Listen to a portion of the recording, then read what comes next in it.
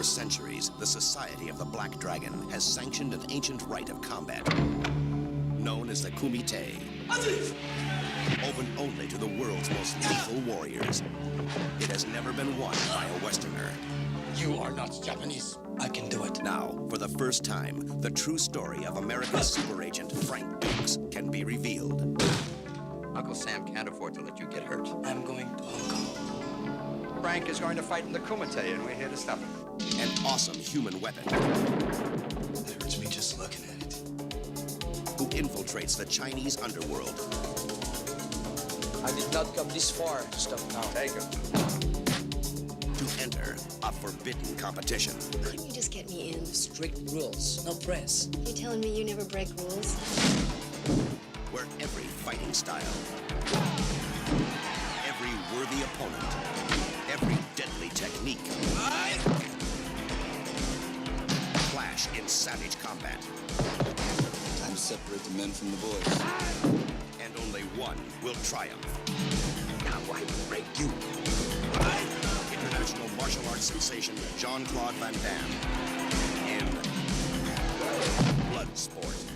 The true story of the ultimate champion.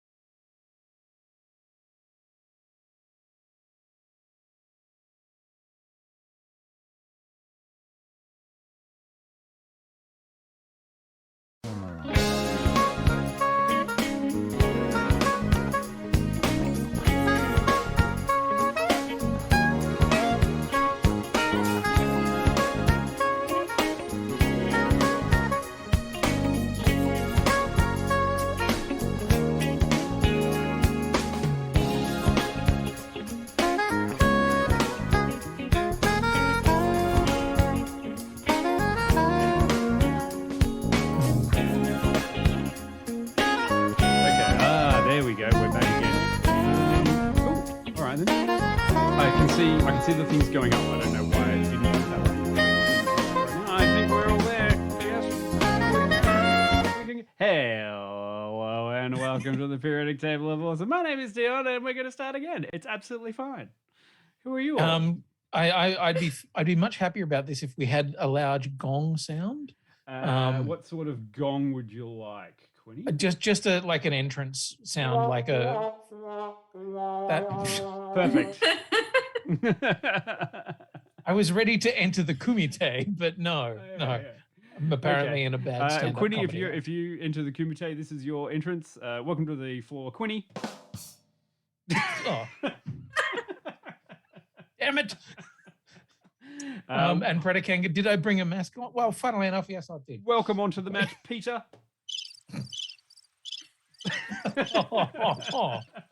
Wow, harsh. Welcome onto the stage, me. God damn it. Right, good, perfect. well done. Perfect. There we go. All we needed was just one big long. I have no idea what Gong. happened then at the start, but hey, if it's not technical difficulties, who the fuck knows? Why is it periodic table of awesome? All right. Oh my God, it's Jean-Claude Van Damme Friday again. I mean, I usually call it Ted Lasso Friday, but today we're doing you, and that's fine. Yeah. Yes. Yeah. Oh God, actually, I haven't watched tonight's Ted Lasso. Don't remind us that we've all got that to go and watch later. Hello to everyone in the chat as well. Hopefully we've finished all of the technical issues. You can hear us now, and also the amazing music that you got in there. Like this thing is just fucking great. I'm hoping that they can hear the music because I sure as shit can't. Well, no, you could hear the music during the stuff that we have, but Right. it's Friday again. It's Jean-Claude or JCVD Rishi, and this time we're doing Bloodsport, and I'm really excited because these two people in here with me had not seen Bloodsport, and now they have, and I'm deadly keen to find out what they thought about it because it's amazing. Why are we doing Bloodsport tonight? Well, it's, as I said, it's because this is the order that I saw Jean-Claude Van Damme movies, and even though Bloodsport came out before Kickboxer, yes, I know, technically true, I saw Bloodsport second, but it's still my favorite Jean-Claude Van Damme movie. Oh shit, this is your favorite. Yeah, I mean, what else? What a coincidence. It's my only Jean-Claude Van Damme movie. Oh, I can't wait for you to see could say Kickboxer. that. I can't wait for you to see Kickboxer. This is amazing. I'm just so happy that I got to, do it. Like, I mean, come on. Oh, and Predikanga hadn't seen it before today either. Oh, man. I love that people actually do the required reading before coming to these things. Like, But Bloodsport's fucking amazing. well, Are you kidding me?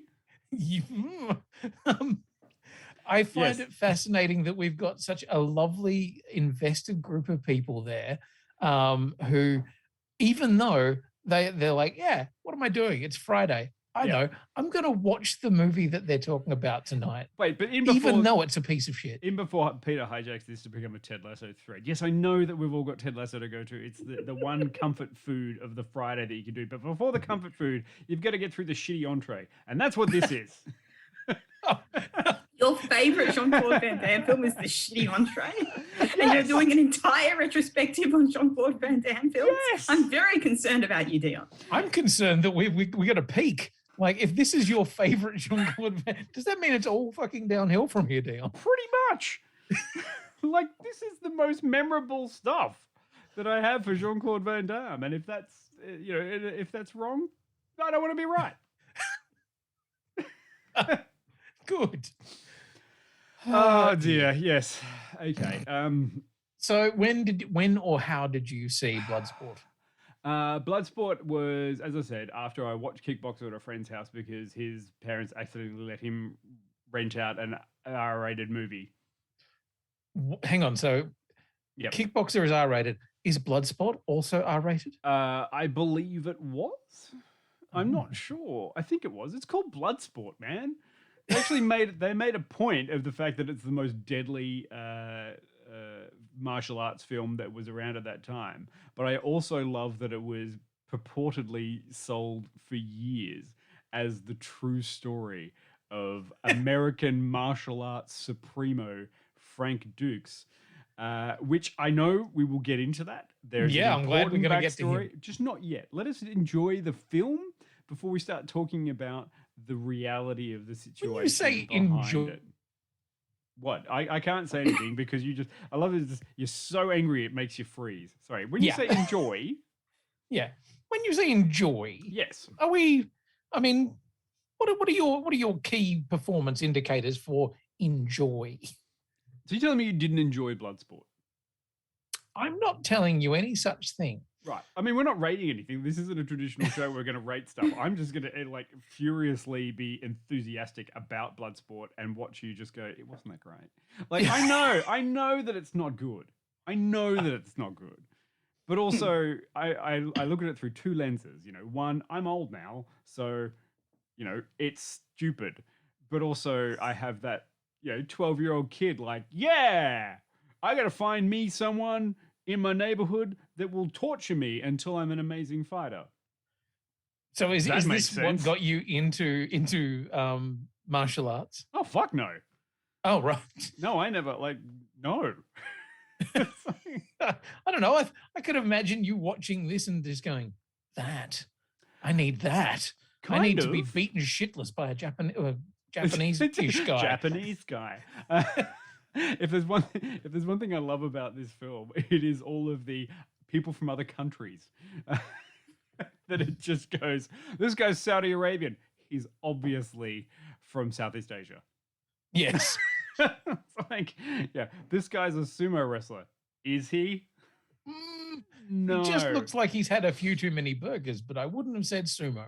Yes, I like that predicate. Yes, the good old drawing and quartering as a training method. I'm just gonna put you on a rack, and that's fine. Yeah, yeah. So you're trying to tell me that wasn't a thing that you tried out at some point? Oh in fuck time? no, I didn't do anything like Oh, that. oh, No, okay. Right. no, I'm not. You're losing my respect, Dion. I'm not a sadist. I don't know. You did make us watch yeah. this film. I mean, okay, like if I'm going to ask, and this is, I feel like I'm talking a lot about this, and I'm the one doing all the effusive talking, but I want to know, what is your pinnacle martial arts film, or you know, come on, what? You're asking that like I have one. Then Bloodsport is currently your Can I pinnacle name martial 5 arts martial film. arts films? But yes, but Kill Bill 1 and 2 don't count as they count as one You're movie, not assuming two. that I like those films. I'm assuming a lot, Peter. I mean, I feel like you've done more than is expected of anyone else by sitting through Bloodsport.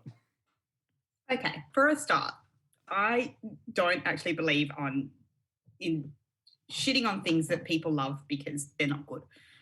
Loving something and the thing being good has absolutely no relationship to each other, and I think that we can all accept that.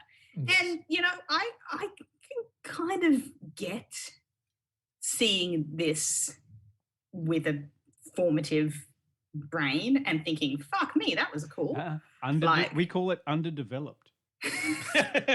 Formative or one's formative years. I get it. That there was lots of happenings that happened. Much like your face looks like Mark Wahlberg's in that happening. It's like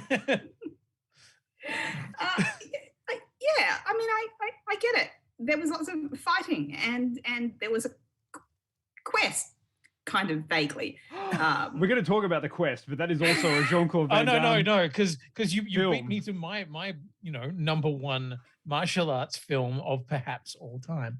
You thought the quest was better than this? That's insulting. But we'll get to the quest. You're coming back for the quest, Quinny. And Peter, yes. I highly recommend you watch the quest, which I can also provide you. I don't recommend you watch it. Oh no, I don't recommend the quest for anybody. But it did. There's a part of me that goes, "God." Yeah, but there is. But it also has Raiden in it. Hang on, which one? The original. Oh, sorry, the second Raiden. Oh, James Remar. Yes, James Remar is in the quest, and we're getting off track. This is not the quest. We are. The quest is a second, and it does lead to the quest. There's so much. Bloodsport is an amazing film, not only because of how exceptional it was in formulating the modern martial arts, modern American martial arts genre, but about how it influences, uninfluences, and then re-influences computer games for the next 20 years. Like I have a whole bunch. This is very true. There is a diatribe. Like you thought this JCVD thing was not research bullshit, but I am like, I have reasons here. I am going to agree with you on that. Also, I understand the nut punch reference in Mortal Kombat now. Yes! I understand one more reference in the world. Yes. This one? Yes. Oh! Exactly. That is, amazing. So, okay, wait, martial arts films. Peter, do you have a martial arts film that you recommend or you understand? I mean, I understand martial arts films, fight, win, but like, yes? No, I can't. I'm sorry, I can't give you my favorite martial art films off the top of my head. It's not really a category that I've spent a lot of time thinking about in my life. Would you consider something like The Matrix to be a martial arts film? I mean, would I? That's not these how are questions and no answers in my head. Does Rush Hour count? Rush Hour. Absolutely. That is a film that I have seen. That is true. Yes. Yeah. Any other Jackie Chan films or? Okay. Karate Kid. I like. Yeah. Sure. Adjacent, perhaps. Karate Kid is definitely a martial arts film. It's just a very, very twee one. Yeah. Sure. Okay, I understand that. So your high bar mark currently, Peter, so far is Rush Hour. I get that.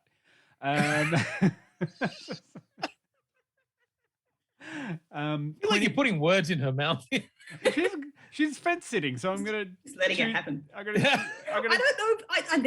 I don't have a fence to sit on. I don't have the materials to make the fence on which to sit. I do not have a paling or, in fact, any of the spars. You're just on the prairie with no fences. Like, this is all martial arts. all of this is the arts. What's your favourite martial arts film, Quinny? Let's deflect. Look, mine is, oh God. Funnily enough, all of mine are vaguely related to this film. And I'm going to give Dion a lot of credit for kind of pulling this one out, because it is actually formative for a lot of the martial arts film genre.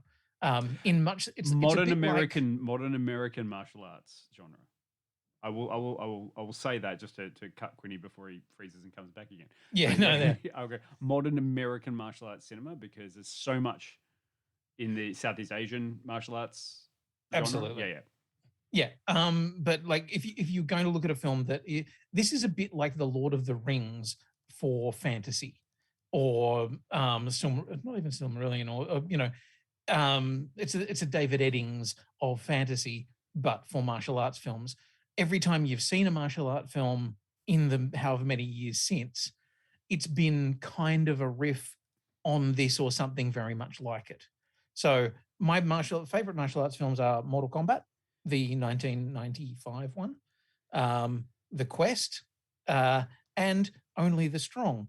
Now, The Quest and Only the Strong both linked utterly to this film, and Mortal Kombat linked to this film as well, through the fact that the game was based on this film that then became a movie. So, there is a weird circular thing.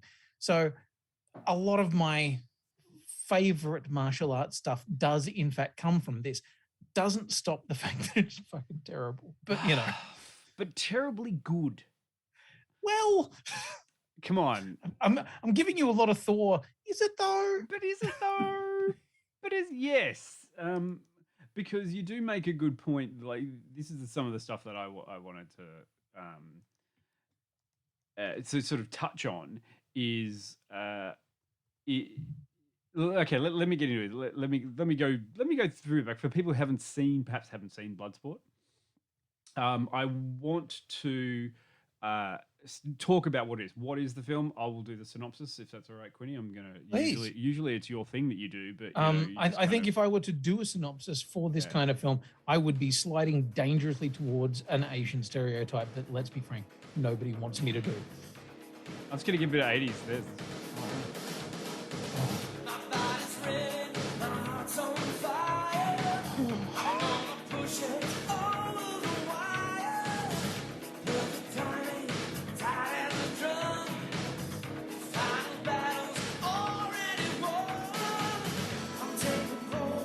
Are you going to do a synopsis, or are you just doing the music? I'm rocking out. Shut up.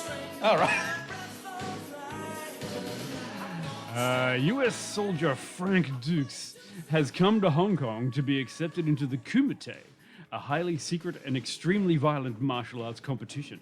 While trying to gain access into the underground world of clandestine fighters, he has also to avoid military officers who consider him to be a wall. After enduring a difficult training and beginning a romance with journalist Janice Kent, Frank is given the opportunity to fight. But can he survive?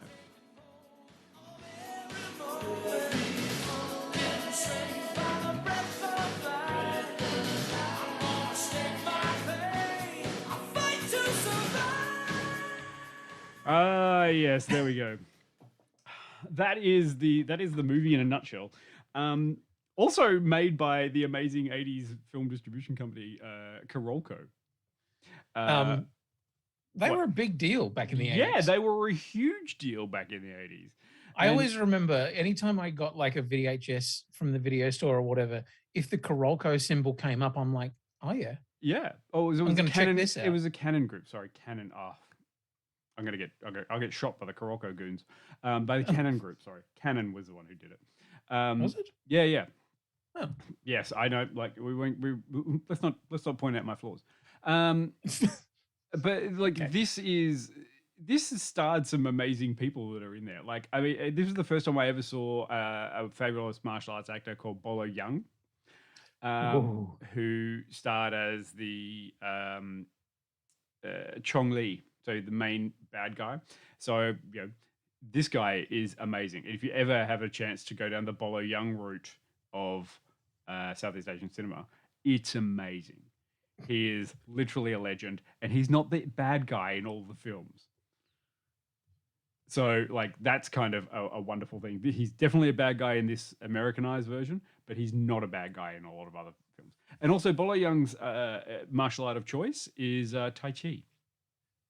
I'm just looking at a recent photo of him where he's, older and a lot thinner and not a gigantic, muscular, terrifying thing. And I'm like, wow, I mean, sort of age and ilk. Yeah, but like absolutely, and also totally not Korean. Like, they don't give a shit about where your heritage is from in this. They just need fighters from all around the world, and they don't care. Like Frank Dux, definitely American. You mean Belgium? American. He's the Americanest American that you've ever got of America. But like a few other people that are in there that you might like. Oh, a couple of the people you might have got was Forrest Whitaker shows up in this. Yeah, I was watching it. Forrest Whitaker. Yeah, and I had a moment where I was just like, Jesus Christ, that's fucking started angrily typing to Dion going, what the fuck is Forrest Whitaker doing here? Forrest Whitaker doing here? Also, Donald Gibb, who you may remember from the dim-witted frat guy from Revenge of the Nerds, Ogre. Yeah, I'm trying to work out whether he's related to Barry Gibb at all, because he certainly looks like it. Yeah, and also good old what's his name? Roy Chow, who was Lao. Was his name Lao Tse? Lao Tse? No. I messaged you earlier. You did, and Lao Che. Lao Che. So remember Lao Che from the start of Temple of Doom, as the mob boss from China, is playing the Japanese master of Frank Dux, who's like, I mean, what's his actual heritage? Chinese. Good. Like, most of the people in this film are Chinese. And sorry, like Roy Chow is Hong Kong American, but still Chinese. Like, heritage is Chinese. I do like that Donnie Gibb, our buddy, was the one who returned for the sequel. Like, Jean-Claude Van Damme, I'm fucking out. I'm not doing that. Donald Gibb was like, yes. He'd moved on to kickboxer. He'd got so many other martial arts to stake his name to. But also, like, everyone in this film, even though they're all pretty much Chinese, they're just playing different things. And it's literally a Street Fighter, like the video game, character selection screen. Like, this film starts like a video game. So this is where I want to get into the whole thing of like how much this film influenced video games. Yeah. And I think it was interesting that, like, in the movie itself, they play a video game, a fighting video game. Yeah, absolutely. They play I think they play the original karate thing with the sticks, which is so archaic to us now. We're like, oh my God, this is embarrassing. But back then it was high concept. They do the thing. And just to give us a bit of a clip before we come back, let's go and have a look at the intro to Bloodsport, where they're literally doing the round the world introduction to all the fighters to make sure that you understand that this is a worldwide competition and that people fight and train all around the world to come here. All right. Okay, let's do it. I'm excited.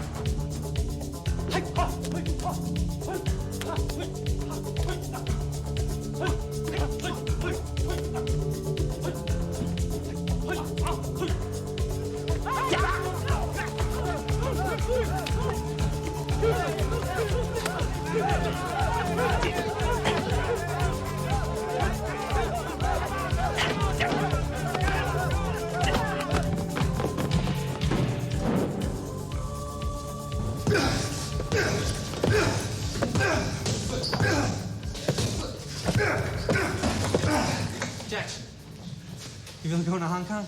I love anything with full contact. Need a few more scars on my face. But I heard you can get killed at that Kumite. Only if you fuck up.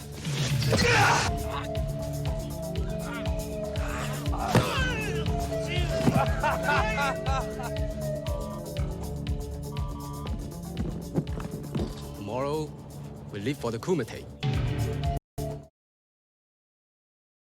Tomorrow we leave for the Kumite. And funnily enough, the Kumite is on a mysterious island, and there is a mystical sorcerer. And two ninjas, one yellow, one blue, so you can tell them apart. Yes. Where we just recolored the costume. It's funny how that works. Okay, so, all right, like, we're going to talk about video games. You want to? I don't know. Do you want to talk about the film, or do you want to talk about the video games and the way that it links in? Well, we can come. I think we're gonna let's ramp quickly through the film. Okay. And then we can talk about the cultural influences that Jean-Claude Van Damme is continuing to give to all of us. Because if you've seen his latest film, it's terrible, but it is on Netflix. Yeah. He's done a lot of films since, but this was his breakout role. Yeah, so this is on Stan, not on Netflix. It's on Stan. Yeah. If you're looking for it, it's on Stan. Oh yeah, this one is on Stan, but like his new film is on Netflix. It's weird. Ah, yeah, right. his new one is in there. It's you film can see, or series? No, it's a film. Ah, but you know, hey, we don't know now. I also like to point out that Kickboxer has spawned many sequels that do not star Jean-Claude Van Damme and go down a dark, dark fucking path. And if you think that Bloodsport is bad, Bloodsport 2 is no better. But then when you It get gets to Bloodsport worse. 4, The Dark Kumite. No, that's Kickboxer 4, The Dark Kumite. Yeah, Quinny, you're missing your franchises here. You're mixing them up because you don't really understand. Basically all I want to say is, if you ever want to feel good about Bloodsport or Kickboxer, I introduce you to Kickboxer 4, The Dark Kumite. It's assaultingly terrible, but it has. I will hear not a bad word against Daniel Bernhardt. Thank you very much. I will hear not a bad word against Daniel Bernhardt, but some of the fighting is really good in it. Just that everything else is terrible. The sets are terrible. The cast is terrible. The ADR dubbing is terrible. The fights are good. It's shot terribly, but the fights are amazing. Whereas in this one, the fights are terrible, but it's shot beautifully. Yeah, no fight in this is accurate. And that's kind of what I really loved about Bloodsport, is that not one move could you use in a real fight without getting killed. And that's a great thing. I'm glad you agree. It did seem that way. What would I know? But I mean, this is the thing. This is pure cinema, not pure fighting. And it gets even cinema. I should be very into it then. Yeah, you should. But it is also it's shot beautifully. Like it's, I mean, granted, I'll give you like a whole bunch of stuff, which is it's acted terribly, it's overdubbed badly. Good. The scenes are set up awfully, but they made a really good use of the thing that they don't usually do in martial arts films, which is lots of wide shots and lots of shots that allow the viewer to understand what is happening within the frame. So at every point during this film, did I understand why characters were beaten? Because that's what it was telling the story. Was it like effective as a martial art? No. And that's why I think this is great. Anyone who wanted to emulate Bloodsport is going to get their ass handed to them in about 2 seconds. Mm. So that's kind of where there's this. Does it work great for a video game? Yeah. Does it work great in real life? No.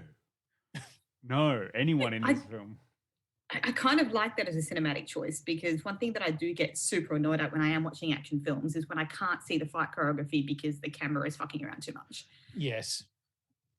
Bourne films, for example. Yeah. Can't stand it. Like, I'm like, there's a cool fight happening, but like the camera is trying to be part of it. And I don't want the camera to be part of it. I want to see what's happening because somebody choreographed a cool fight scene. Yeah. Step back. Let people see what you've actually done. Yeah. And if you've actually got some good martial artists, let them show what they can do. That's kind of the thing, isn't it? I mean, it would have been great if they had some good martial artists. Yes, but in Bloodsport, but you could understand all of the hits. Like, we know 95% of them didn't even come close to looking like they connected properly. But they made great use of blood capsules. They made great use of excellent framing and cuts to move away from actual damage so that you couldn't see the hurt. You only saw the aftermath. So it's tricky. They spent a lot of time and money on Jean-Claude Van Damme's face. There was a lot of Jean-Claude Van Damme's face gurning spectacularly. Yeah, but he sold it. This is the thing that I loved. I loved about early Jean-Claude Van Damme. He sold pain and torture and physicality in a situation where there was no chance that he was ever hurt or in danger. So, there's a good start to his early career, where you watch it and you go, "Oh no, I understand." You feel as though he's hurting. He's absolutely not. Speaking of gurning, do you want to have a look at the training montage? Some of the training that he was put through. Now, okay, before we do we do go into that training montage, I do want to call out that the sequence that I'm guessing this doesn't incorporate his childhood. This is a very expository flashback. The astonishingly expository flashback, but also with some of the worst acting I've ever seen committed to the screen. It is terrible. But I love that the entire quest, the whole premise of the film is introduced in a way that makes so little sense as part of the story. It's like, I've just been beaten up. One day, I'm going to fight in the Kumite and make my dad proud. What? Why? Why? Why Okay. in that moment Why? to that person? But why? But why? But why? But why? Why? But also, Anyway, sorry, continue. No.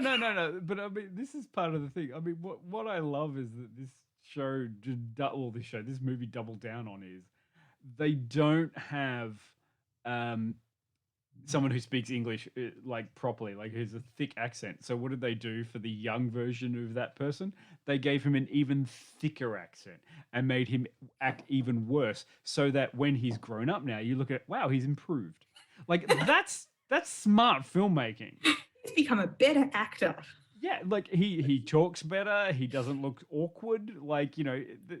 I loved it when they shifted actors. So young Frank, who looks nothing like older Frank. Absolutely not. I was like, who the fuck is this kid that's breaking into this house? What is he? He is the dumbest kid on the face of the planet. And hang on. His name's Frank. Frank. Why do I know a Frank? Oh. Oh, right. Yeah, this is Frank. He's going to train with this person's son and become a surrogate son/father figure. But also, I look at this and go, they wrapped so much into that, didn't they? It's within 10 minutes, they skip so much through. The kid's dead now. Right. What happened there? Oh, yeah. Well, nobody cares. Okay, Doesn't we're moving matter. on. He died. We're moving on past dead younger brother. So now somehow use that. Somehow Palpatine returned. But why? We don't ask this question. But then we get to the stage where you get the obligatory montage. We had one in Kickboxer. We saw that last time that we did this. There's a Kickboxer montage where he gets trained. But this one was the first one that you got to understand. This was the first one where they showed Jean-Claude Van Damme doing serious training and being put through physical torture in order to become an amazing fighter. And this kind of started that whole situation where the idea was you have to torture a character for them to become good at martial arts. And that has continued through. That is true. That does continue. That is. But anyway, let's have a quick look at this, at some of the A1 100% state verified and approved training methods that this Japanese guy did to the Belgian American person. I don't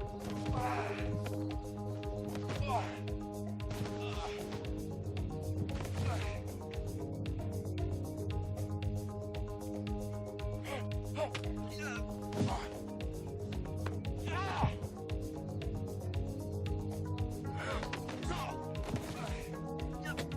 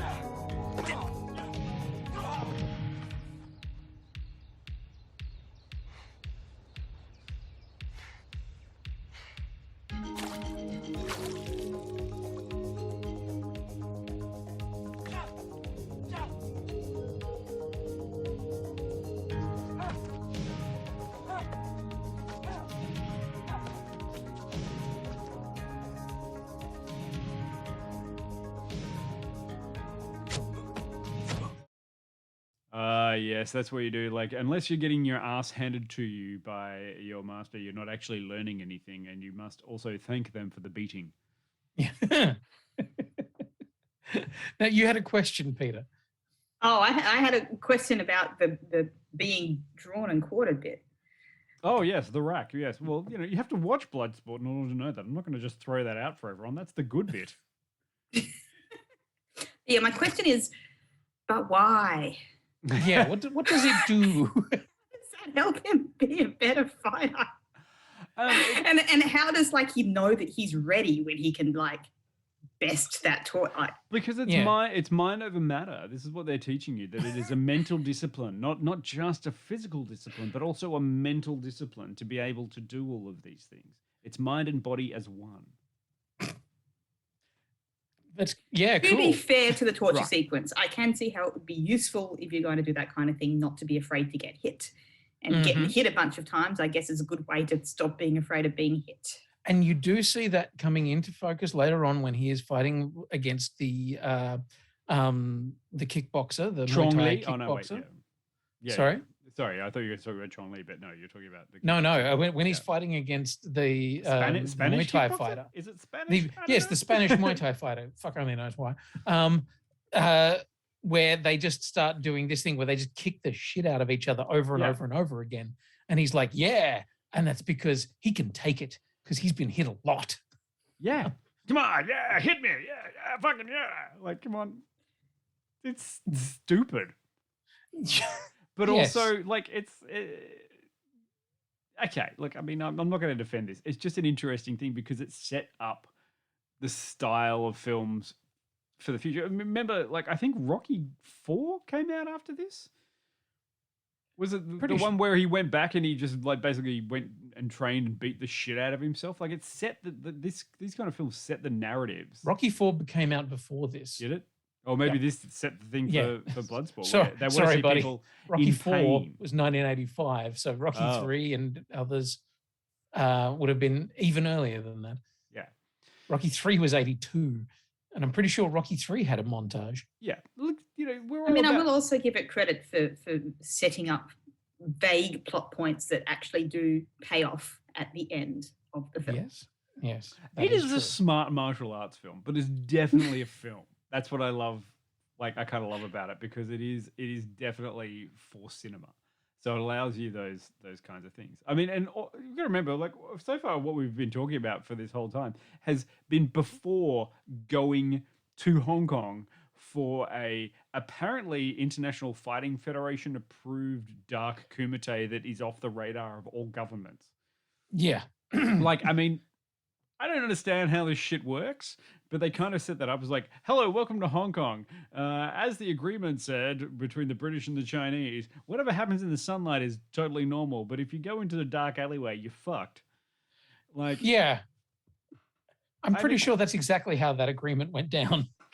Sure. But I mean, at least they got to show off some of Hong Kong. Terribly. They made it the ugliest city that I've ever seen. It made it look like a hole. Can I talk about the scene where I thought that Frank was going to save a woman from being street harassed, but instead he made best friends with the guy who was doing the harassing? Yeah. I was like, ooh, he's going to start something with this asshole. And then 5 minutes later, I'm like, oh no, they're best buddies now. Oh, they're best friends. He wasn't going to start anything. No.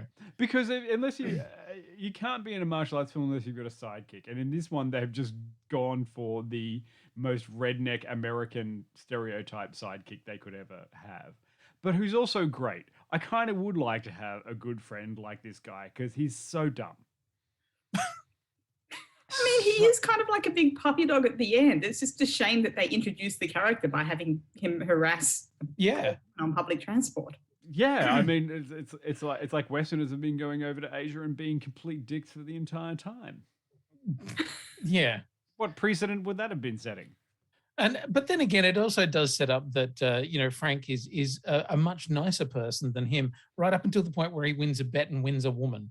But is he a much nicer person? Because he doesn't do anything to stop it.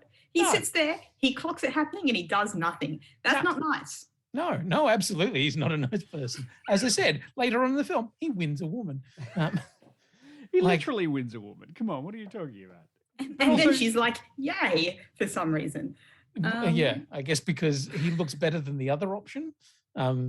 Southeast Asian Afghani guy or whatever he was meant to be. No, he was from Saudi Arabia. Oh, Saudi Arabia. Sorry, my bad.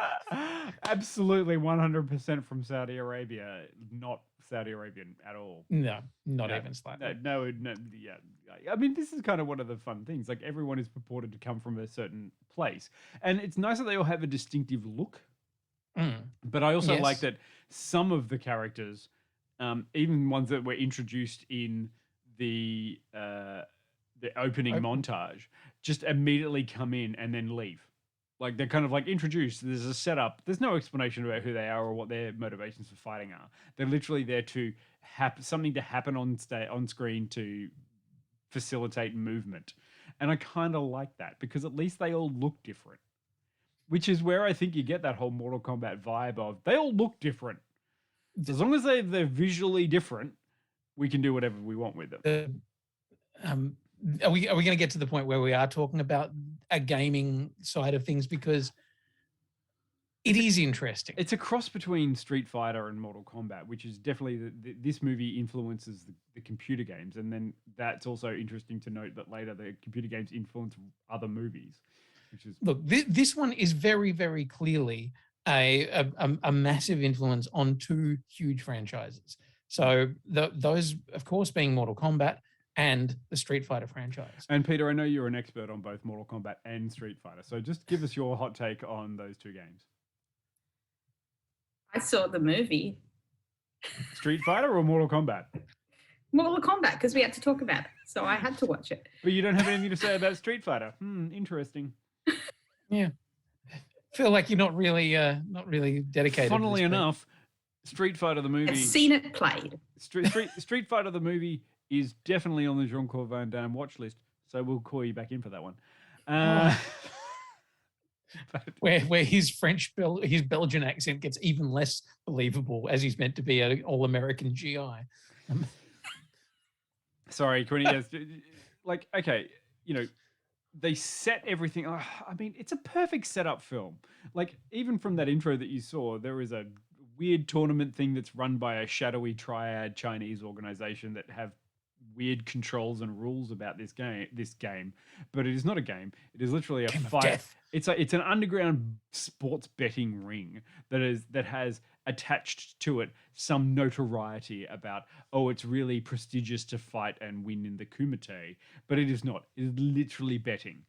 Like, the background of this is, it is a way for triads to bet on underground fighting. Like, there's no like mystical thing. They changed all that for the. We're not saving the realm here. Yeah. It's not like Mortal Kombat where you need to save Earth from the evil forces. It's like, no, they're betting. Like, people just want to make money off you guys, so you die for their entertainment. They're entirely comfortable with you also killing somebody just in case. Yeah, it's a anything goes fight betting ring. Yeah. But I mean, sorry, computer games, Quinny. I want to get back to more of the fights in Bloodsport. Okay. What I find interesting is that within the first, like, from the moment the Kumite starts, characters start, walking onto that mat and start fighting. And the moment they did, I went, that's interesting, because their costume choices and colors were almost all of them ripped straight out of this and put directly into either Mortal Kombat or Street Fighter. So the first Muay Thai fighter, who has the blue shorts and the yellow stripe, even does half of the moves for Sagat, who's a Street Fighter character. There's a character who's beautiful, who has the long blue pants and the yellow stripe down the side and is only missing a mask and a claw. There are so many things that have been lifted straight out of this and put into either of those two games, not the least of which is the music. So I'm going to put a link in the chat.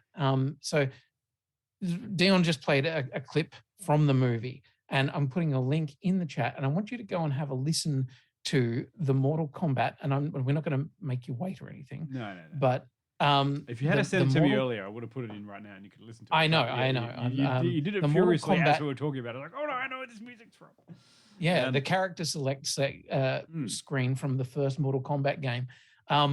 Dan Forden, who is the music director of those games, has quite literally just ripped off the music holus bolus from this film. It is astonishing that he hasn't been sued for it. Yeah. Look, you know, the cultural impact that Bloodsport has had on video games is amazing, and I that's why I love the whole idea of this Bloodsport world, because it is something that's made about martial arts, but it's made in a filmic way, which translated so well to video games, which in turn, as we'll get through when we get to the quest, was badly translated back into a movie. Which is the thing that I absolutely love is like they found Bloodsport, they went, this thing's fucking amazing, it's going to make a great video game. They went and made a great video game, and then everyone went, hang on a second, no, but you didn't make we need to make a movie, but it's like this. You're stealing all of our ideas, so we'll just make a movie based on the same things, but we made it badly. And also, I mean, you've got to look at the 1995 Mortal Kombat film, which is very lovingly referencing Bloodsport throughout. That a lot of the same shots are used, and a lot of the sequences with, you know, training and shit like that. Clearly, Paul Anderson has just gone, fuck it, do that. But I mean, this is the thing, like, and here's some quick background for you, Peter, in this video game world, because I don't know that you've done this, because there's two fascinating stories about Bloodsport, apart from the movie itself. One, its influence on video games, and two, its basis in reality. So let's talk about the video games right now.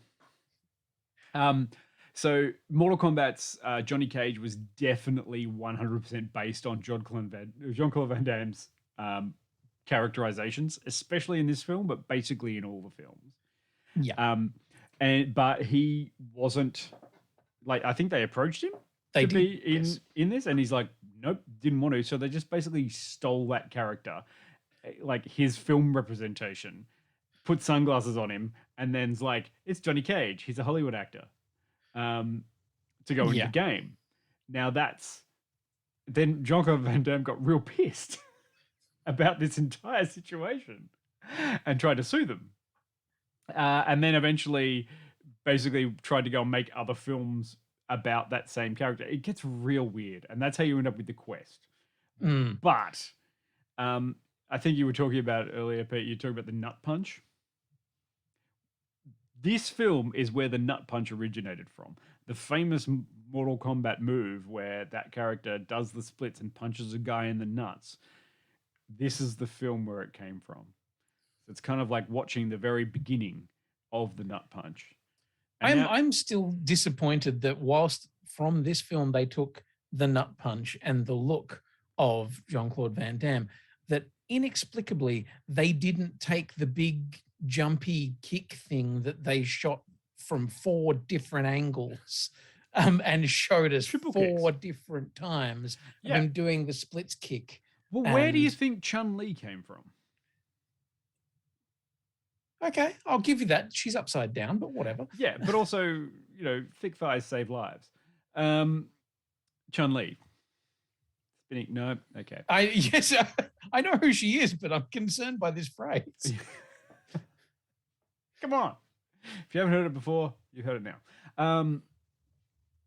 Yeah, like, I mean, this is the sort of, like, the influence that it has had has been really interesting.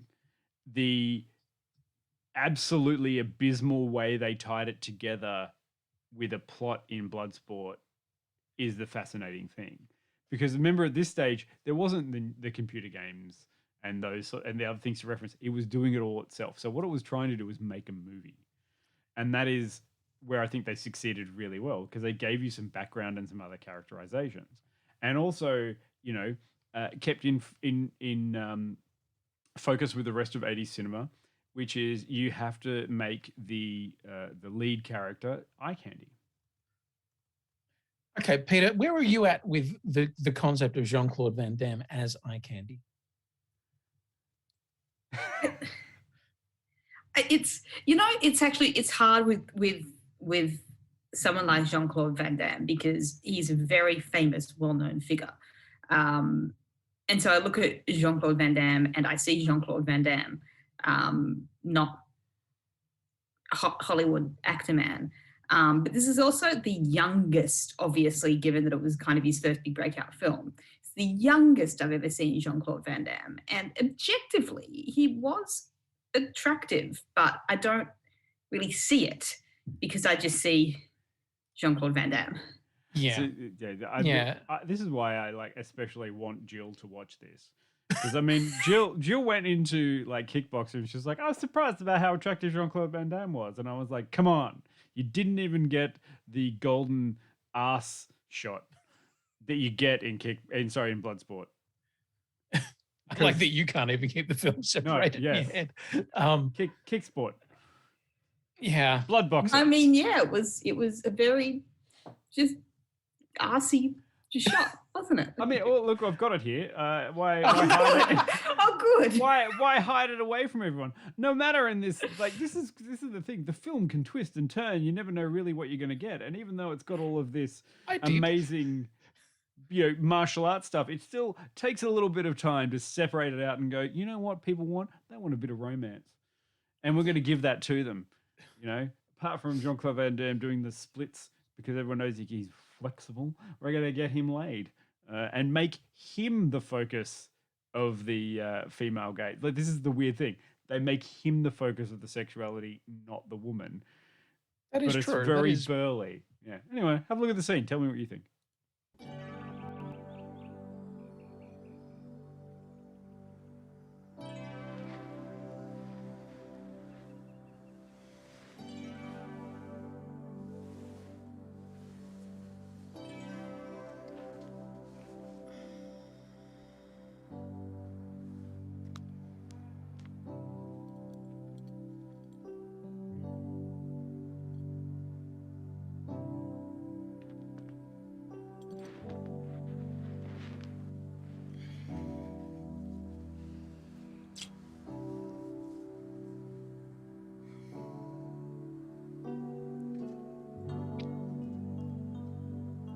To go. I know. Good luck today. Thanks. Meet me for dinner again tonight? Sure. About the kumite, I'm sorry. I cannot help you. It's okay. I'll get over it.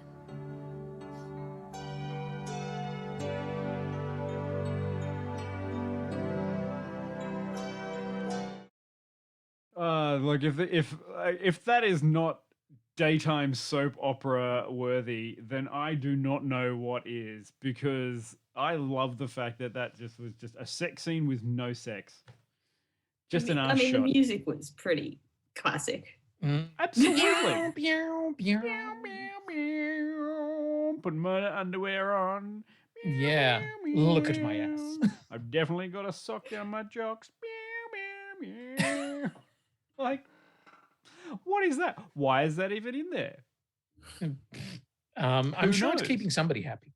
Yeah. To be honest, I actually thought it was going to lead to a plot line where she was using him to get into the kumite and then she somehow gets him kicked out. And I was pleasantly surprised when they didn't make her an evil femme fatale that was going to ruin his life. No, I like that. They bang and then she just rocks up there the next day. So I figured it out myself. It's fine. Yes. Okay, cool. As a date. Yeah. To some weird guy that only ever interacted with him, like, you, Dukes, good fighter, good. It's like, wow. Okay, guys. It's just easy on the...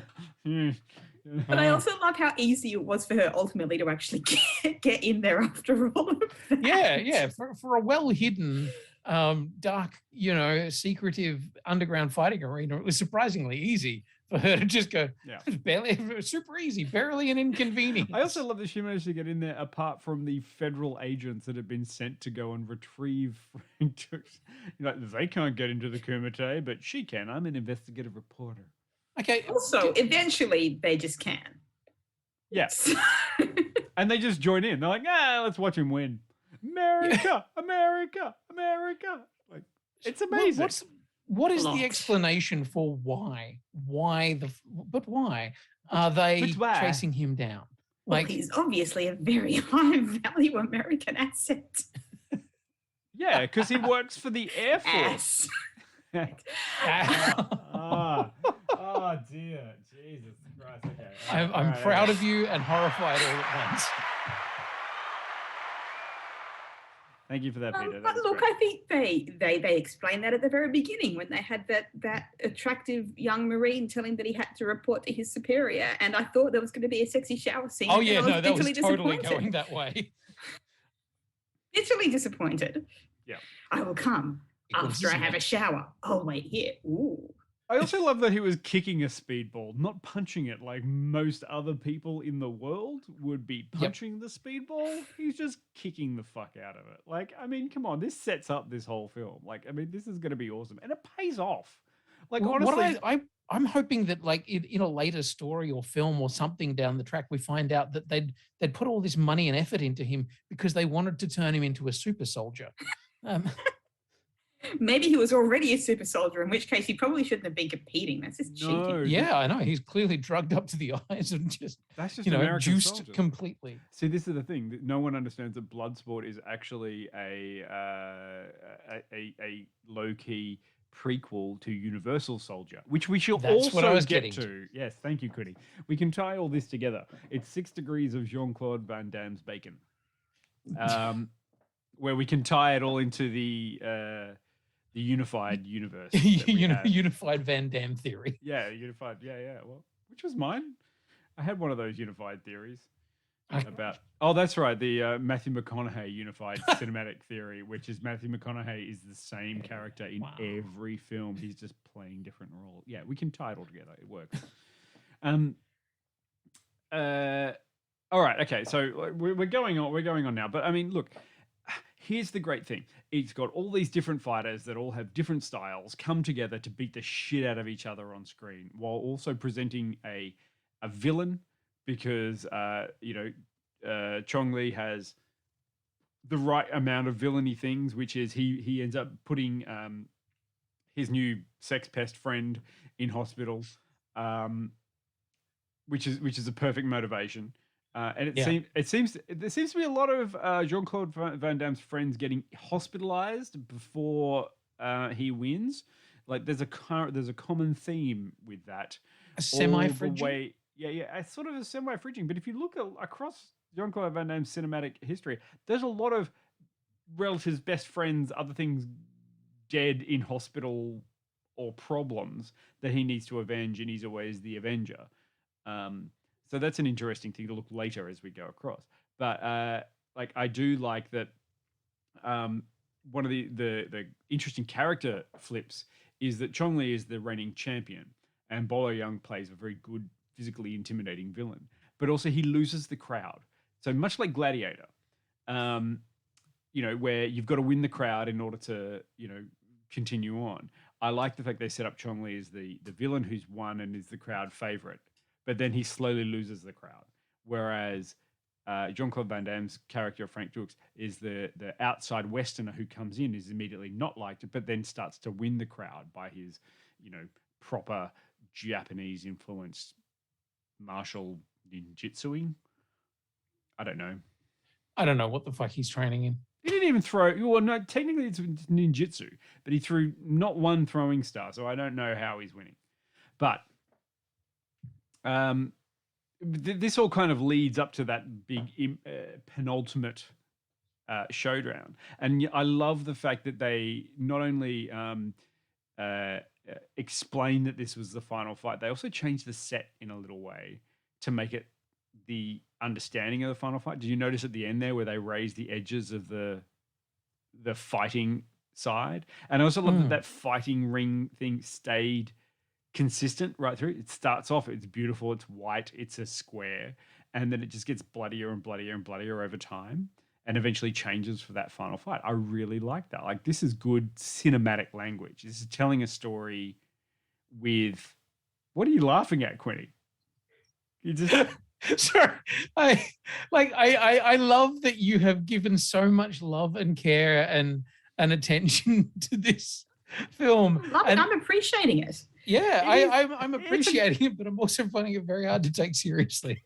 It's Like, a great fucking film. Like, I mean, when you sit there and you look at it, you just kind of go, all right, okay, no problem. Yeah. You understand what's going on here. I mean, look, the director of this is, Newt Arnold, famous for...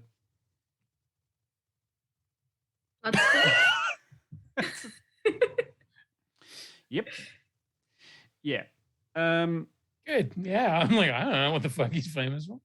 Yeah, he didn't do a lot. He was an assistant director of a lot of stuff, and I think he actually died before his time. Unfortunately, he died in 2000. Like 12 years after this, he was gone. Okay. But also, I love the fact that he took what was ostensibly a terrible script and turned out this amazing kind of film. Like he gave it with which I will say a breath of life into this whole sort of thing. Like, I mean, this is a good, terrible martial arts film.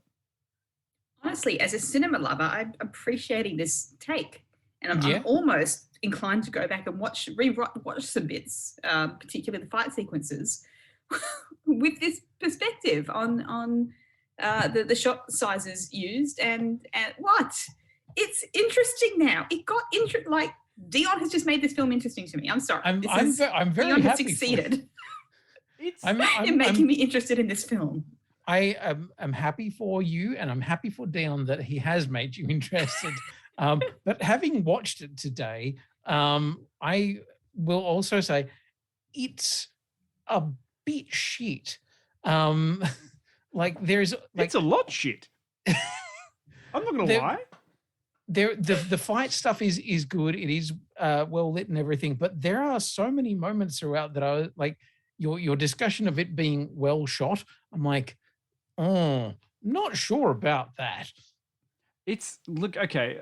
I mean, what I want to say by well shot is there has been there's a distinct problem that I have seen through martial arts cinema since watching this as a formative aspect and getting up to where we are now, is that people have watched this and go, yeah, it's a bit shit. I can see how it's kind of fake. And instead of trying to make those shots look more realistic, they've changed the way that it happens to have movement hide too much stuff. See, the greatest thing about this film, I think, as a martial arts film, is static camera, off to the side, key focus points that have been done and filmed in such a way that it makes you understand the cinematic language of the fight scene rather than the fight scene itself. And of course, there's been some fucking amazing improvements to everything as we go. Like, I mean, there's good and bad versions. There's been overly heavy reliance on hiding terrible fighting or hiding things in camera movement over the last 10, 15 years, which is really bad. I mean, you see the amazing martial arts films like The Raid or, what's the one, Tony Jaa's one? The Hong Protector Bak, or Hong Bak. Like, I mean, long takes, straight there, amazing choreography. They're like one in pieces. This is back to the thing. It's like, no, we're making a movie about martial arts.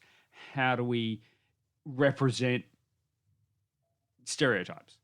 Yeah. Which is really hard to do. And I mean, as I want to get to, back to like The Quest. The Quest is terrible and a far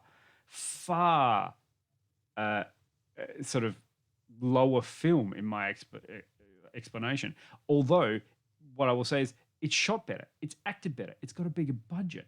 Like it has all of the tools, but it doesn't. I would also say that it is essentially the same film. Absolutely, it's 100% the same film. It's basically like, and this is what we'll get back to the martial arts. Sorry, the gaming. The thing. guy. Yeah, no, the gaming thing. Bloodsport got made into a film. So gamers went, well, game developers went, this film's great. We're going to base a game on this. We made a game of it. The game is based on the film. People who made the film went, hang on a second, you stole our film and made this into a game. You can't tell this kind of story. We're going to tell our own way. And it went back the other way. And you're like, okay, this is crazy. Like, it's just eating it. Like, pop is eating itself in this session. But I like to go back to Bloodsport to go, here is someone who was basically, had a pile of shit and turned out actually a gem if you look at it and you understand how it works. But I mean, it's also terrible. So that's where I kind of come back and I'm like, I really understand people going, Bloodsport's a terrible film. I'm like, yeah, it is terrible, but it actually set up and gave the seeds to a whole bunch of stuff that has become really important and invaluable. That's just my take. Like, so Dan, you said the other thing that you like about this is its basis in reality. And we have not really talked about Frank. No, we've Dukes gone on for a long yet. time. It's been like an hour of me telling you how it's great, and you've both been like, yeah, it's not great. And eventually I've got Peter around. Quinny, I'm disappointed. But I mean, I'm not around to it's great. I am around to I'm interested in the cinematic treatment of the film. Yeah. And also it gets really fascinating when you take that cinematic stuff and go into the gaming world. But hey, that's a whole other genre that we're not going to go. But I think, I've expressed my love for Bloodsport enough. But now we need to talk about the very interesting thing, because as a super at the end of the film, what does it say? It says Frank Dux was an amazing martial artist and an American. This film was based on the true life story of Frank Dux. Or Dukes. Put up your dukes, eh? Jesus. So Frank William Dux was born in 1956. He is a Canadian martial artist, fight choreographer, and author. And according to Dux, a ninjutsu expert trained him, Senzo Tanaka, and he established his own ninjutsu school and has won a secret martial arts tournament called the Kumite in 1975 and apparently won 329 matches undefeated before retiring. He also claims to have worked for the CIA. I mean, you're not actually supposed to tell people about that, but okay. No, I mean, if you go to his Wikipedia page, it does have the quick biography, and then it has I love that the largest section on his Wikipedia page is the disputed claims. It disputes his military service and Medal of Honor. It disputes his involvement in kumites. It disputes Senzo Tanaka as an actual human. It disputes his fight record. It disputes his CIA work, and it disputes all the other claims that he's made about himself. Essentially, the only thing he can actually lay actual claim to is the fact that he was a fight choreographer on a bunch of films and wrote this and The Quest, which is essentially the same film, but set in 1925. And then didn't I also read that this same guy was disputing Jean-Claude Van Damme's martial arts cred at some point as well? I believe so, yes. Yeah.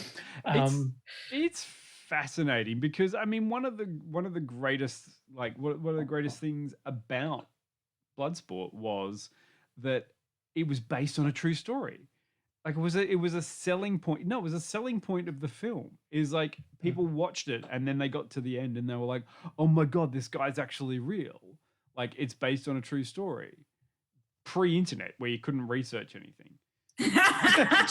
Sorry. This is one of my favorite things. He's got a book, so if you want to go hunting, you can find it. It's called Actions Speak Louder.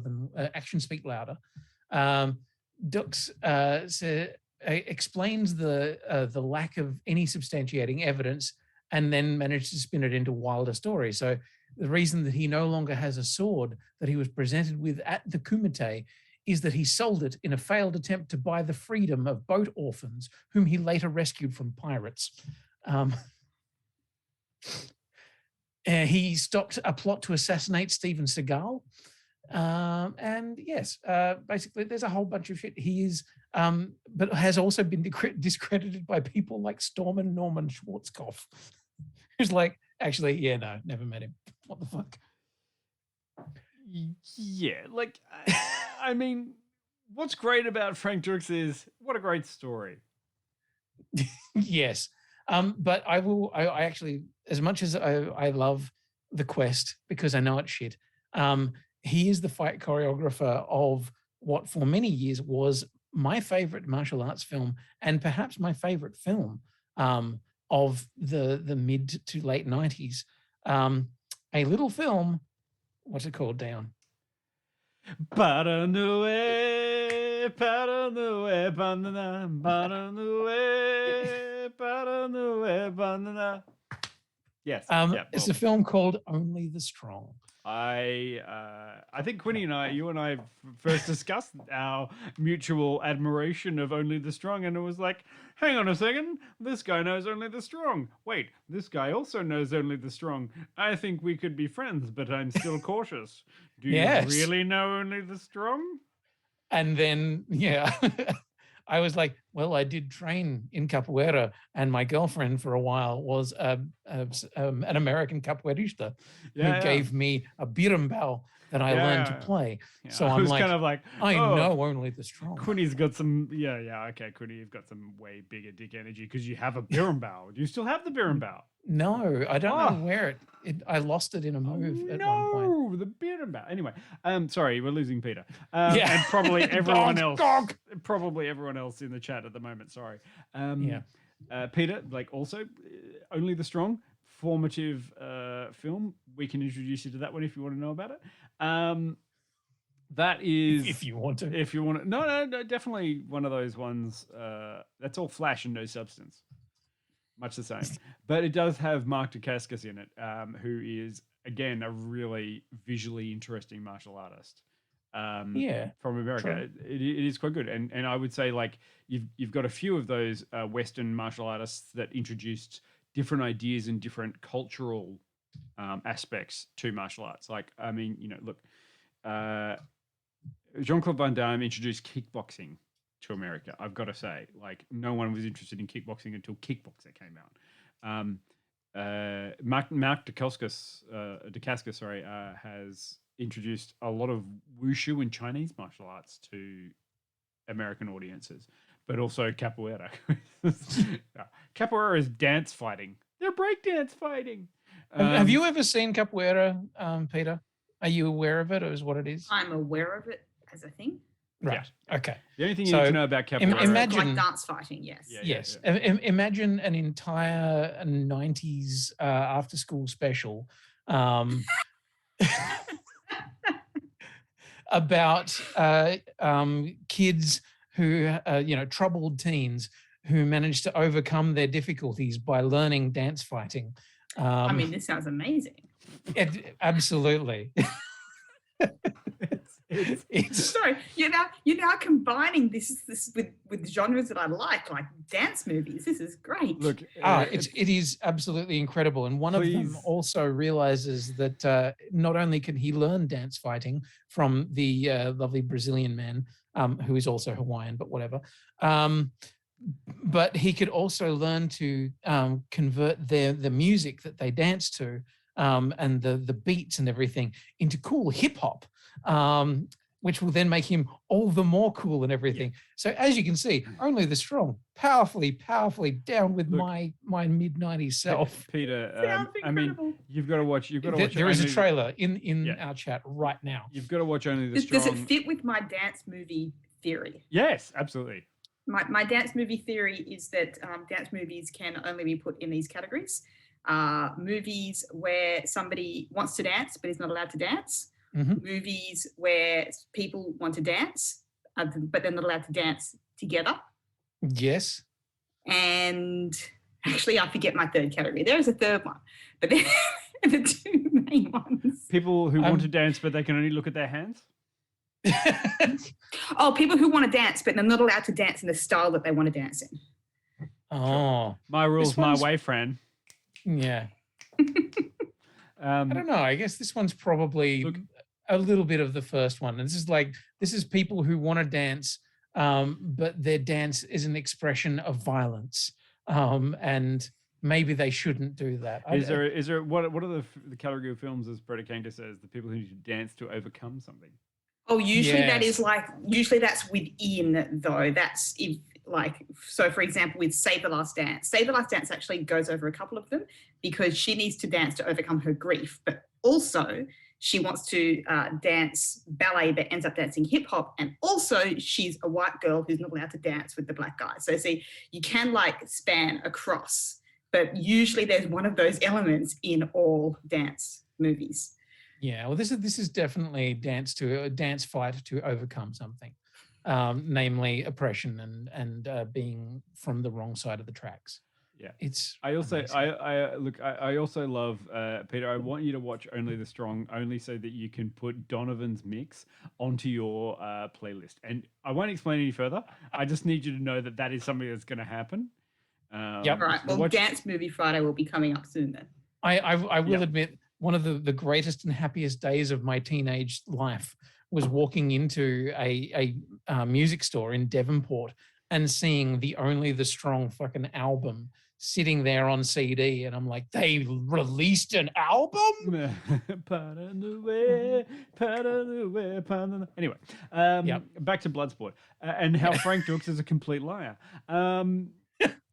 Yeah, look, Frank Dux. Yeah. Frank Dux was the choreographer on Only the Strong. So Yeah, well, one of. Let's be honest Yeah. here. I think he talked his way onto a movie set and then made a movie, and then everyone's like, "Oh, he must be amazing." It's like, okay, guy, not really.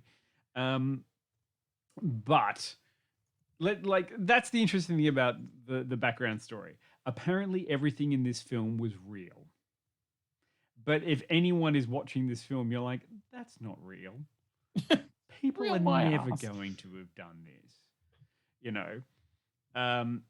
Especially because it's like, oh, I'm also like 100-time undefeated. It's like, how? How you're gonna lose at one point? No one is that amazing a fighter. Wasn't it 300 and something Yeah. undefeated fights? Yeah. It was like, Yeah. Yeah. And like, I mean, I can see the way that this appealed to producers in the 80s, especially the late 80s, in terms of American exceptionalism. Like, this is kind of literally the bread and butter. We want to represent an American person studying a martial art from the East, going over and winning, fighting against, the terror. Like, every other country is represented in this film was terrible. The only two good characters, actually, the only three good characters represented in Bloodsport are the American Air Force operative, the American sex pest. Sex pest. Yeah, sure, we'll call him sex pest. And the American journalist. They're all the ones who are doing the right thing. Even the two government agents are bumbling buffoons. Everyone else is actually not particularly great, apart from the honorable person running the underground illegal gambling fight torture dungeon, where people die and then nothing is ever said about them. Yeah, just remember that. A few people. Oh no, there is also the Hong Kong guide. Yeah. You know, their offsider, the short round. Yeah. Who's grown up. Yeah. Like, I mean, like, there's some. He's terrible, kind of a good guy. Kind of, but only because he's supporting America. True. Like, I mean, there's so many euphemisms and metaphors about this stuff that it's terrible to look at now. But in the context of this film, it's great. Like, I mean, it's an exciting thing. I just it may not hold a good candle now, and there could be better ways to go around it. And I don't think that if you remade Bloodsport, it would have anywhere near the right kind of effect, because you can't have the stereotypes anymore. Well, they attempted it, and I mean, 1996 when they did the Quest, that is essentially, a remake. But it's terrible. Like, we'll get to the Quest. The Quest is part of the JCVD library, and we've got to get to that. We'll get there when we get there, Quinny. Oh, and you can come back for that one. I just hope that now, finally, after all these years, you've seen Bloodsport and you understand the background where it comes from. But I'm also excited that I've introduced Peta to Bloodsport, and she didn't have a terrible time. So I consider my work done. To the point where she's actually thinking of going and watching it again. Not the whole thing. No. Watch just a scene or two to test you on series. Yeah, there's bits and pieces that are in there that are great. Like, don't look at it as a whole thing. Like, overall, it's abysmal. Like, it's a bad film. But does it have interesting parts in it? Yeah, culturally really significant because of this. I watched it as a teenager and went, wow, now I like the idea of martial arts and overcoming stuff and these kinds of things. And then I grew up and I was like, oh wow, this film is so bad. Like it has terrible ideas, but it still has some heart in it. You know, triumphing good versus evil, trying to be a good person. You know, all the way through, Frank Dux is represented as someone who's trying to do the right thing, trying to, you know, look up to his father figure, like, or make his father figure proud, trying to do the right thing for a small reason in a big world. Like, you know, there's interesting things that are in there that I think, I just think it's executed in a very 80s way. And, you know, hold it up now, it's terrible. But was it great when I saw it? Yes. That's why I say it's my favorite Jean-Claude Van Damme movie. Okay. That's fair. Yeah. I love this for you, Dion. Sure. Yeah. Do I have any? Yeah. Thank you for going through, and also I noted that complete look of disinterest and aggression in your face, Quinny. But you know, you tell me your favorite martial arts film, and I will pick the brains out of Mark Dacascos's terribly racist Jamaican South American. Which country are they really from? Kiki film. Okay, fine. I apologize, and I don't mean to shit all over the thing that you love. I watched it today, and what I found fascinating about it was that it felt like the source code for something else. Like it's the source code for a whole bunch of other films and a whole bunch of martial arts cinematic language.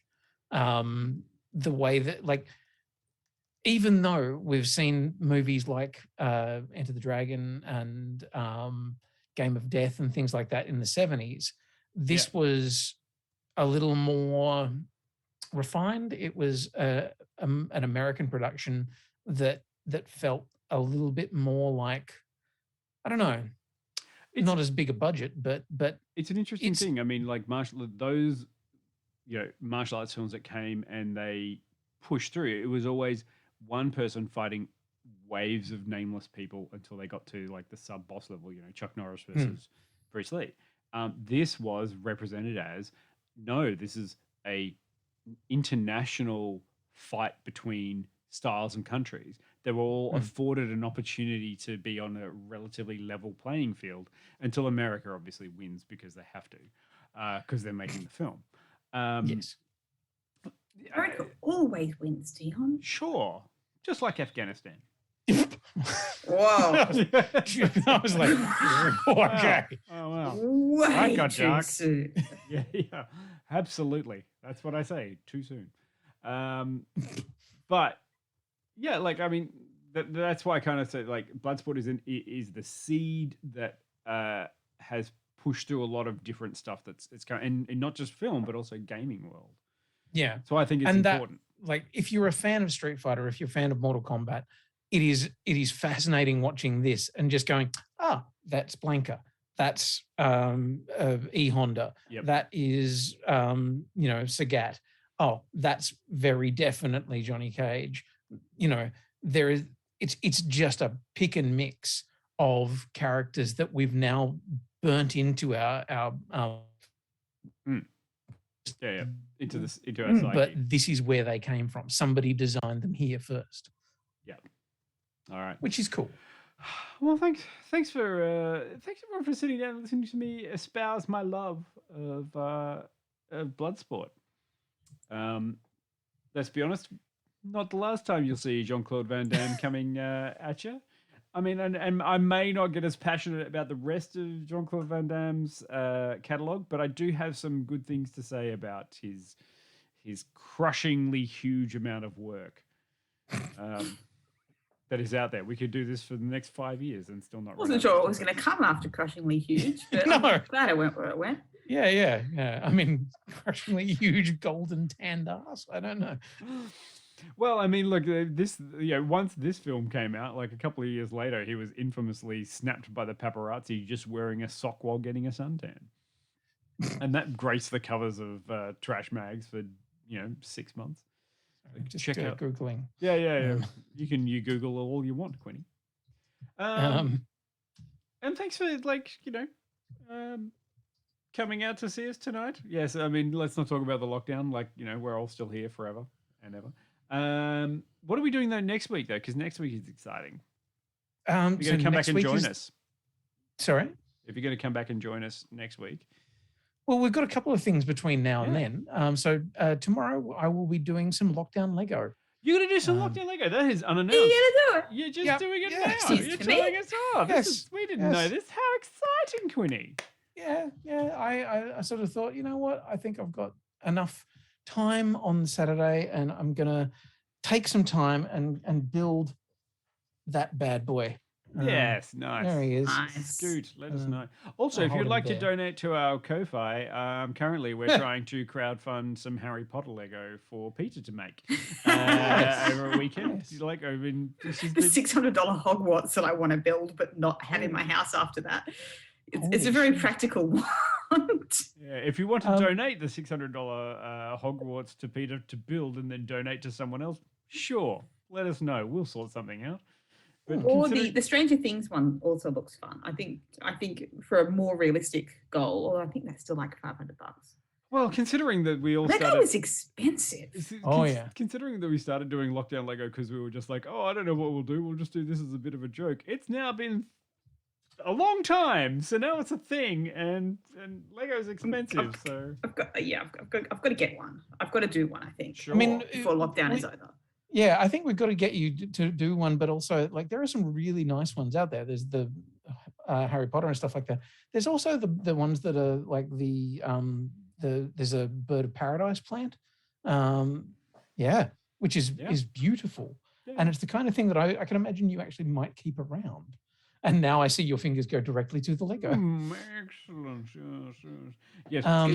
Come fund our Lego habits, and we will build it on stream. That's significantly cheaper than the Harry Potter one. Yes, but also quite pretty. I'm looking forward to the day. So that'll be Saturday afternoon. Yes. Around about Saturday 2:30. afternoon. Good. I'll mark it in my calendar because it's currently empty. Because you didn't tell me about this before you just announced it on Friday night. Just do a lockdown Lego. I'm just making things up as I go, but fair enough.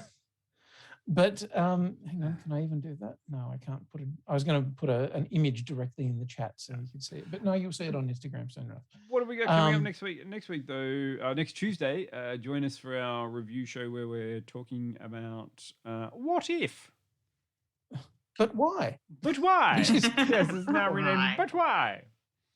So we'll have seen the first 2 episodes. Unfortunately, I would have loved to have gotten to 3, but I'm sure that we'll have an amount to talk about. Yeah, 3 will come out on the Wednesday after, but the first 2 episodes we'll talk about What If, and then next Friday, Quinny, you're taking over. I am. We are back Again? for another episode of Animates. Animates is fun. Yes, and this one's going to be all about magic. Magic. So that'll be Will, myself, and Jill. And we're going to be talking about magic. I know that Will and Jill have both chosen their series that they're going to be bringing up and discussing. And Will even tells me he started making a video. I'm like, calm down, Chief. Excellent. I love this. Like, I watched the first one that you had for Animates, which was which one was it? Sci-fi. Space. I was just so impressed when you guys were just pulling out your pre-prepared PowerPoint presentations. I was like, oh my God, this is just a whole thing. Yes, Love it. actual, content that we'd put work into. It was terrifying. I just do a bunch of clips for Jean-Claude Van Damme movies and then try and convince people to watch them. Yes, I'm on the payroll of big Jean-Claude Van Damme. So keep an eye out on the social channels. Yes. Keep an eye out on the social channels before that because we do want your input.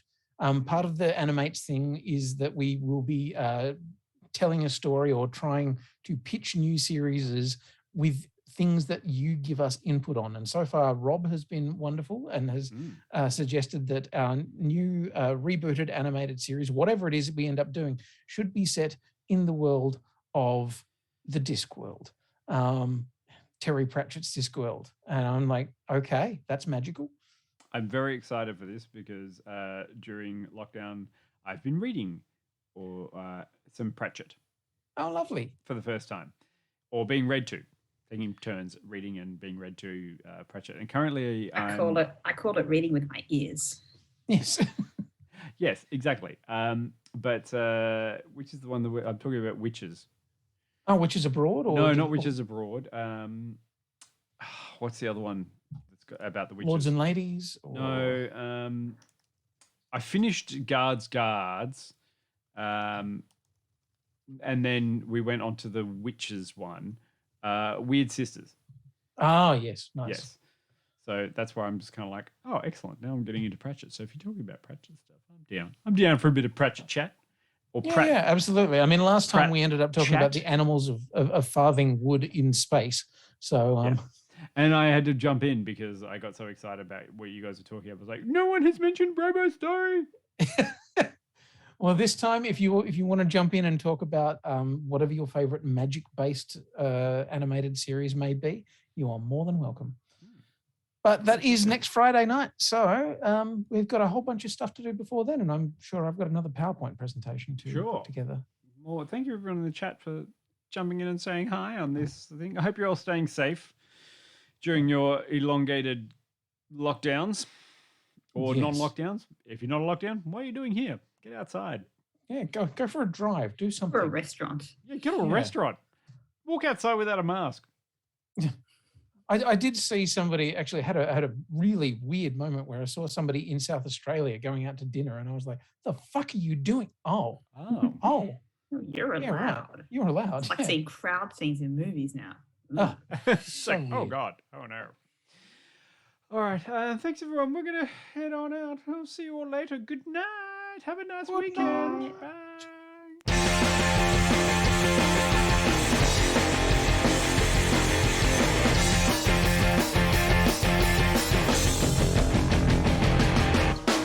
I wanna live in a world full of heroes, not sit here counting zeros in a cubicle downtown. I wanna look out my window, see 'em flying, and swing across the horizon as I cheer 'em on so proud. See, powered girl keeps staring at her face, and call Colossus and have him teach me ways, and then we'd exercise. I'd be one of the guys. And martial arts from iron fist and wall. I'll dance her up and teach her all my songs. Oh, I wanna live in a world full of heroes, not cooking up these heroes at my parents' restaurant now. I wanna yell out Avengers assemble, not order up for Ethel. Yeah, we're out of cheeky now. Date Emma Frost and have her read my mind. Or Magdalena, her artifacts I find, and then we catch a symphony. It'll just be her and me. Call Bucky Barnes and arm wrestle for hours. This NMA and bring her lots of flowers. Oh,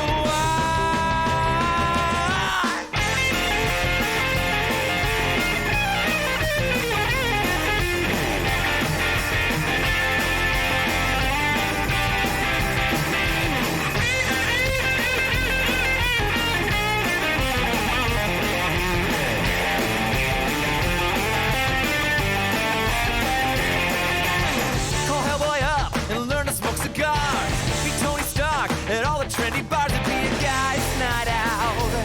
We'd make that wolf pack out. I'd run with Flash and do a marathon. Vacation to the Savage